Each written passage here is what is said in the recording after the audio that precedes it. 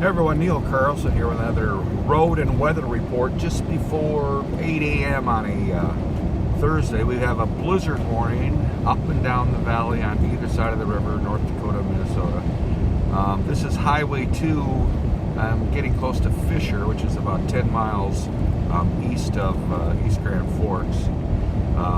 Most things closing up for the day. Greater Grand Forks schools are all closed, along with UND and city and county offices are closed today. Also, check in your town, but most schools have been calling in closing for today. We have 28 mile per hour winds with gusts now up to 36 miles per hour. We have a blizzard warning until 9 p.m. tonight.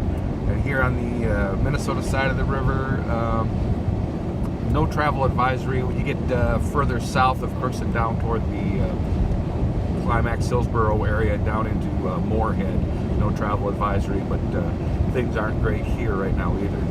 As you can see, drifts are starting to accumulate on the road in different places here on Highway 2.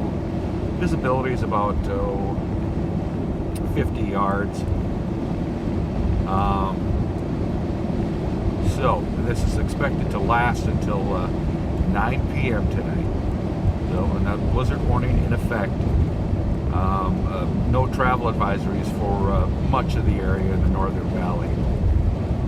So try to stay home if you can. Covering the Northern Valley, I'm Neil Carlson reporting for iNews.tv.